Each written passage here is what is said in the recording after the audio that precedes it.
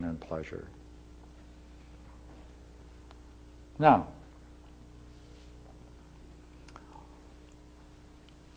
in the philosopher's game, there is one basic belief, and that is that there really is such a thing as beauty.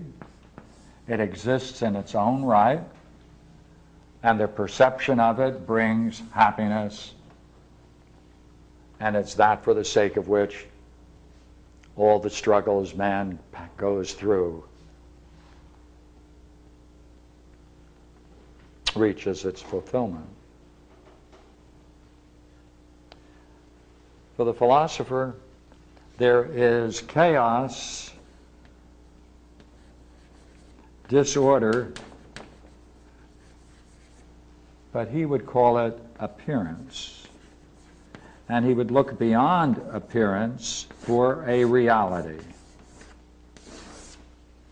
He wants to go through the appearance, both of himself and the nature of what we experience, and go through that, penetrate that some way, have it disclosed in some way, that there is something that is fundamentally real, that is both beautiful, and bestows upon the person who grasps it the realization of the goal of life. That is happiness. So they all deal with the same things in different ways. Would you not agree? The tragedian is relentless in his pursuit. He is going to find out why this chaos exists, and if necessary, he's going to find it in himself and even punish himself. He's going to take on all the roles of the detective and the judge and the sentencer, all within himself. He's driven by success, even if he becomes the victim. That's what he's driven by. That's what he focuses on. But there's something missing, you see, in the tragedian. That he doesn't see behind the order and success there is a higher degree of beauty and happiness. And he never comes to never comes to grips with that. The comic figure doesn't know it. Therefore, we could restructure this way, right? We could say there's ignorance, there's belief, there's understanding, there's knowing. And now, we can now put some things along this and see what we have. He's ignorant of beauty, no beauty. Most important, no happiness. There's a reduction to the absurd.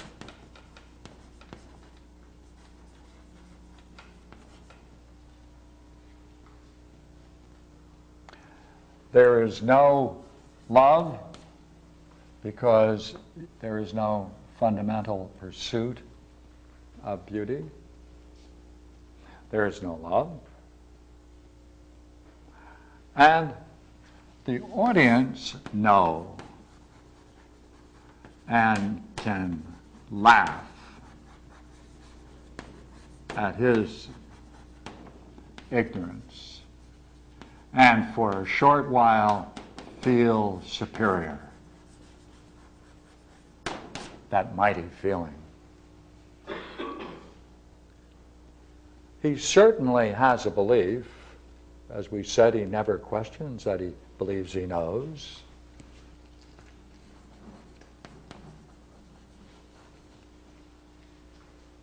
Never solves any problems.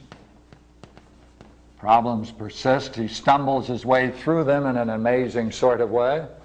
But it can't be resolved. The problems can't be resolved by any insight on his part because he doesn't know. He's ignorant. Therefore, he functions on these two levels.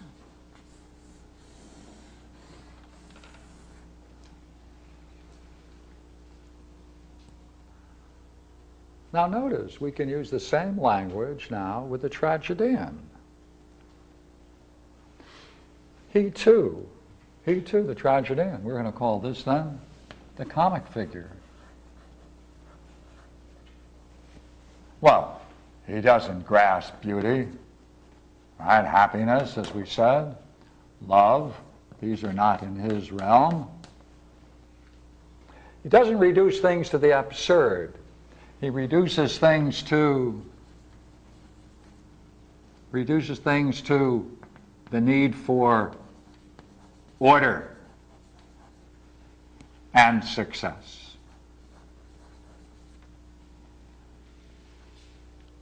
And remember, we said he thinks he knows. The comic figure. The tragedian, he thinks he knows. He has to go through a transition. He must go through a transition. He has to go then from ignorance to understand that he is the cause of the chaos. We knew it all along. We're in the audience.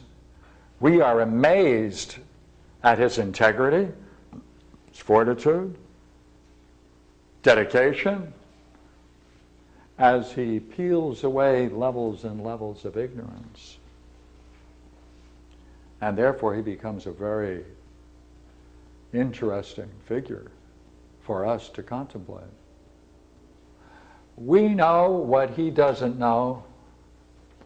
We puzzle at the depth of his ignorance because ignorance locks him into his belief structure, which causes him the great turmoil of his life. So we know. We don't laugh at his ignorance, right? We shed tears, right? We empathize with the price we see of ignorance. It's a special kind of ignorance. Remember what we said? Ignorance of oneself, but not of the self, of some facts about the self. So therefore he grows. He's capable of growth. Now,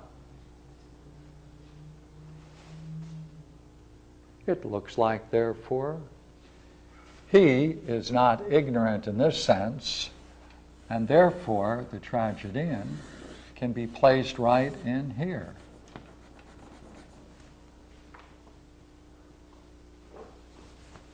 Overlaps. Well,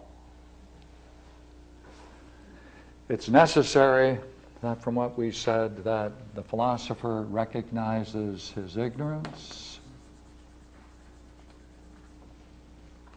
is relentless in his pursuit of elimination of false beliefs, not factual data, but false beliefs about the nature of reality and himself. Therefore, he's going to go through quite a transition. You see, he starts out with ignorance. He then questions his beliefs. He then has to discover a proper, correct understanding of both the self and the nature of reality. And then he finally has to try to discover it for himself by direct experience. And therefore, he grows through all four stages. He goes through all four stages.